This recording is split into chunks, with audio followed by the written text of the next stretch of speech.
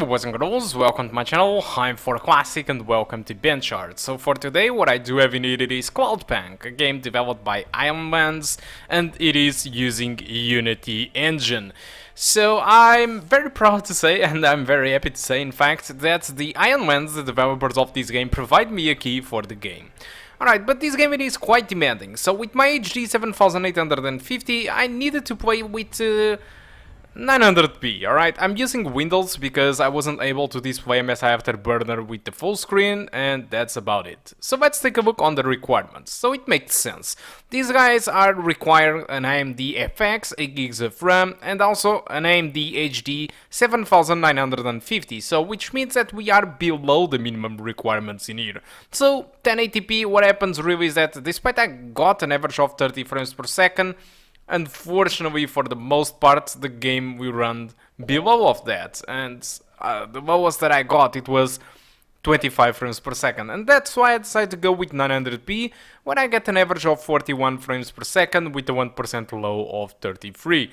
Of course, if you go with 720p, your average will be close to 60, but still, your lowest will still be 45 frames per second. Also, not only that, this game it is pretty much a story-driven game, and I don't think that 30 frames per second it is really mandatory, alright? I don't really think that, but the thing is, even at 1080p, and despite there are some moments where the game drops from 30 frames per second, what happens really is that it feels stuttering, it feels like it is stuttering for quite time or from time to time, and so I don't feel comfortable playing at 1080p, and because of that same reason, that's why that I decided to go with 900p, and that's a resolution that I do recommend you to go if you get Cloudpunk for these graphic cards over here.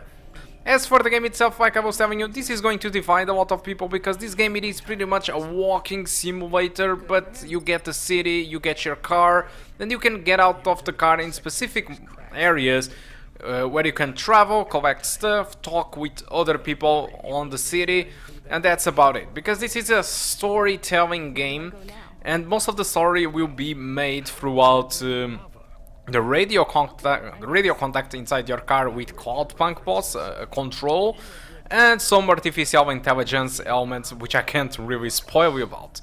You will also get an house which you can upgrade, and you can also upgrade your car with the money that you make. And the money that you make in this game, it is just pretty much doing jobs, and the jobs in this game is just going from point A to B, alright?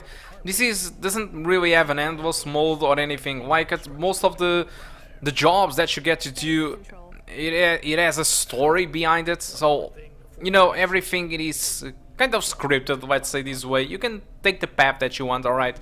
And the city is big, and you can go from point A to point B from whatever the path that you want, and if you want to explore the city, instead of delivering the package, it is entirely up to you. But what I mean is the jobs are scripted, which means that if you are going to start the game again, you will get the exact same jobs, alright? You are not going to get anything different. There is no randomization into the game, because this is a story-driven game, and there are packages where you need to make decisions if you want to deliver them or not, because there will be consequences if you deliver those packages, or consequences if you are not going to deliver it. So yeah, most of the story, it is what really holds the game together, and the city. And I mean, this game it is quite demanding, because I believe it is demanding with voxels. So everything are just little squares, a little bit like Minecraft, but with insane graphics. And yes, I'm not saying Minecraft with the ray tracing upgrade, alright? The regular Minecraft, but it looks amazing, and everything feels so alive in this city. The spaces where you travel on the car feels alive, the traffic it is amazing, but there are also a lot of you know, persons inside the city when you travel on foot. The bad part about the game, for me, really, it is just the collectibles. It seems like they are just there to try to, you know, to lose time inside the game, because there are some collectibles which unlock parts of the city, or small parts of the city, which gets you access to other NPCs which you can talk to and get some extra information about the story in the city. But apart from that, there isn't too much, too much stuff that you can collect and make the difference for the game. I think for me the best part here is really the storytelling. I think it's a chilly story. It is a good game to play at night at a chilly environment with a glass of wine or something at the side of you, or doing something chilly. So it's very good, honestly. And the soundtrack is really amazing. There is this retro wave behind it. I think it's really good in my opinion. The voice acting is, well, a little bit so-so. I don't like too much the voice acting of the main character. I like the voice acting of the Control, for example. But the voice acting of your main character, it doesn't feel right. It really feels like she's reading. But apart from that, I think after some time you kind of get used to it. It is Renia. But that's about it about the game. So guys, if you want to actually buy the game, you can buy it through Steam. At the moment it is costing 17 euros at the moment of the release of this game, but after the sale it is finished, you can get the game for 20 euros. Alright, so I think that's all that I want to talk about Cloudpunk. Hope you keep enjoying the rest of the video, and I do hope to see you soon. Goodbye. They go up and also down, right? Yeah, that's about it. You know why? No. It's about vert ceilings. Not those again. Say again, 14FC. Sorry, just making a kinda joke. Go ahead, Control. Havas are tuned to a vertical field frequency, based on the layer of the city they're in.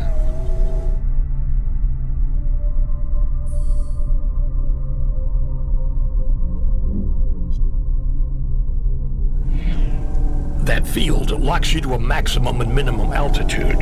That's why you need the ascenters.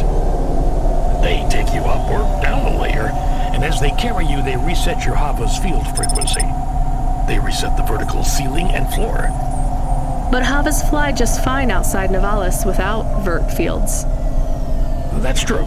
Your Hava will fly fine in areas without the fields. Even in old ruined parts of the city that are off the grid, but the grid holds everything together in the city. Tracks you, gives you access to the nets, the comm, the mapping systems, the reserve power if your engine stalls.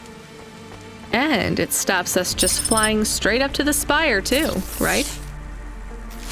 That's right, kid. The CEOs don't want you flying up and looking in their windows. They prefer their privacy. I guess we don't get many jobs up there anyway. You might be surprised, kid. Oh, thank God. This will change everything. Where do I sign? Right here, Mr. Carva. Please, call me Erwin.